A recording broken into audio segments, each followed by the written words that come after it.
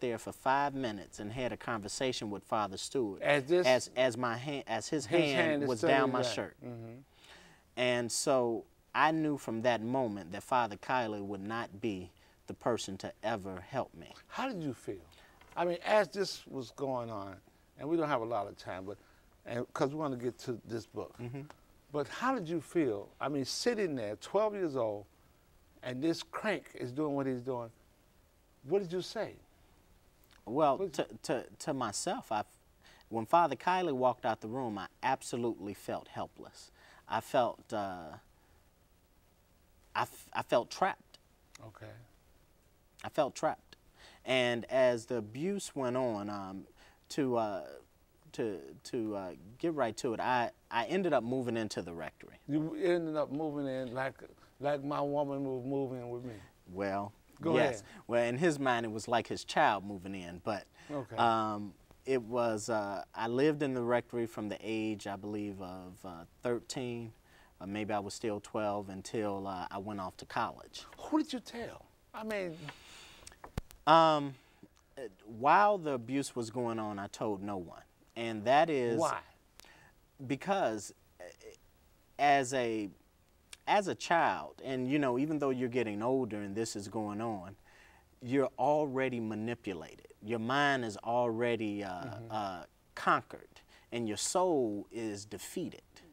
And what a pedophile does is they use every mental capacity that they have to work at being trusted by everybody.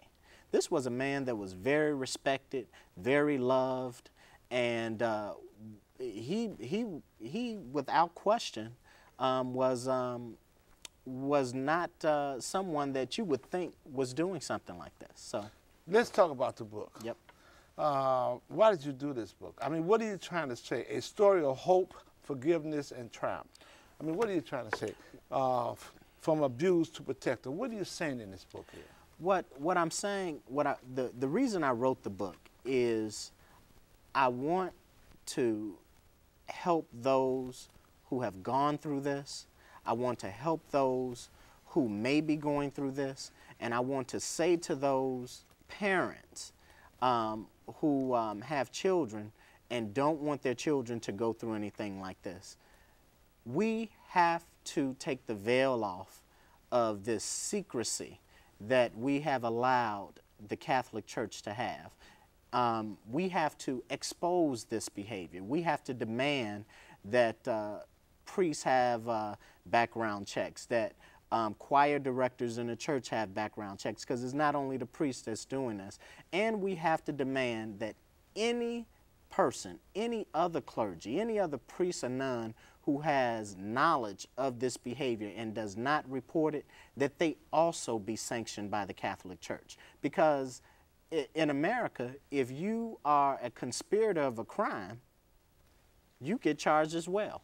But you're saying that sanctioned by the Catholic Church, but from my understanding, and there's been others who have been abused, they used to have what, as you went to Rome, and they have big orgies, and you know, I mean, so who, the Catholic Church, who's going to sanction them? I mean, you say they have to be sanctioned by the Catholic Church. That's like the fox in the damn hen house. Well, you're absolutely right, but that's not the only thing. They also need to be listed on the child registry list, the sexual abuse listing. They need to be prosecuted and persecuted for their behavior.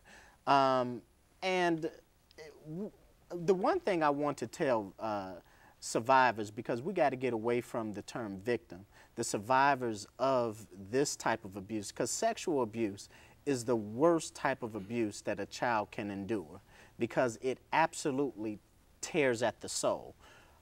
I want the survivors to understand the one thing that they are in control of, and I had to realize it, is forgiveness. You know, now forgiving doesn't mean that you let them off the hook, because they need to go to jail. They need to ultimately be held accountable by their God, by our God.